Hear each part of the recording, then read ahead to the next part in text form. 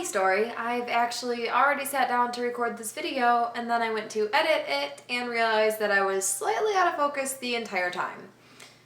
So there's that. Today I'm going to be talking about the application process as well as what training entails to be a flight attendant. For most airlines, you can just apply online. You go to their career section and find where the application is, and you fill it out along with roughly 150,000 other people. If your application makes it through that, then the next step will be a phone or web interview. And the phone interview is just what it sounds like. Somebody's talking to you on the other end of the phone and you're answering questions. The web interview, for us, the screen asked a question and then it recorded you answering it. And then after the phone or web interview, you get scheduled to go to one of the headquarters for an in-person interview. For the in-person interview, there's some group stuff as well as a one-on-one interview.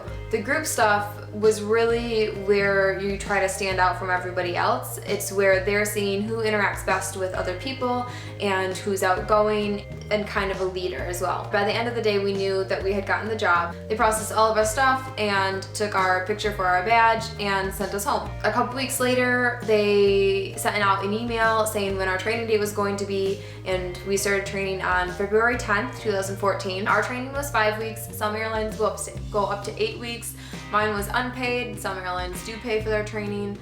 But because ours was shorter, our days were pretty long because you're still learning all the same stuff. So our days were anywhere from 8 to 12-hour days. The normal day was just sitting in a classroom type setting and going through slideshows, learning everything, learning the aircrafts, all the positions, where the emergency equipment is, where all the doors are, procedures to enter the cockpit, how many passengers are on each aircraft.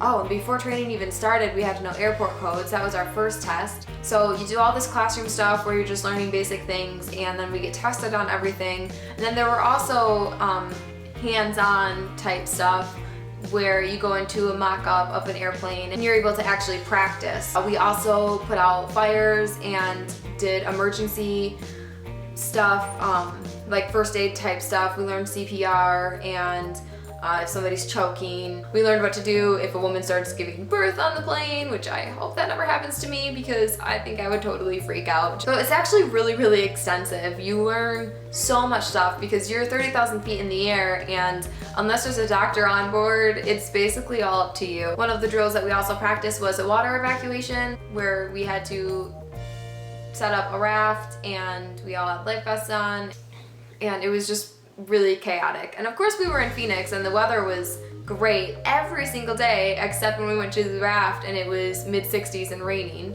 During training you also learn a lot of the industry terminology, which there's a lot of acronyms, more acronyms than Disney, which I didn't think that was possible. You take a lot of tests and you can't fail the tests, which was very stressful. So on top of 8 to 12-hour days, we would then go back and study for all the tests that we had.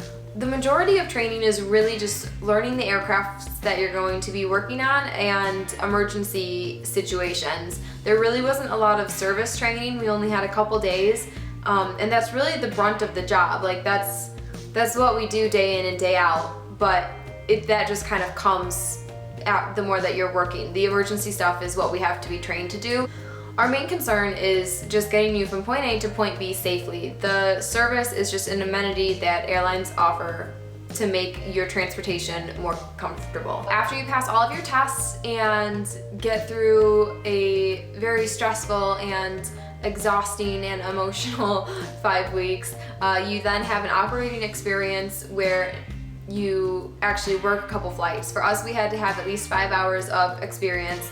Other airlines, I know they do a few more hours, and that's just where you're going with an instructor, and if you have any questions, they're right there to help you out.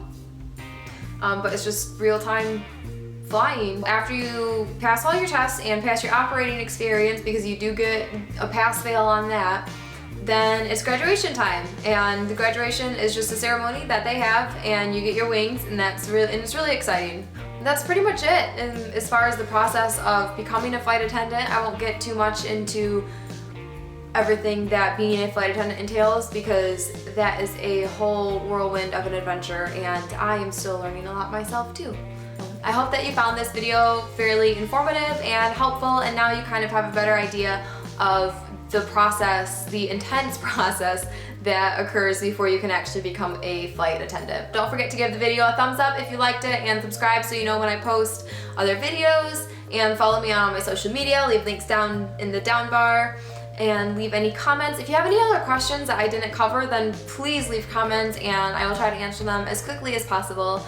And as always, feedback is very much appreciated. Thank you for taking time out of your day to watch me, and I hope you have an amazing new year. Bye!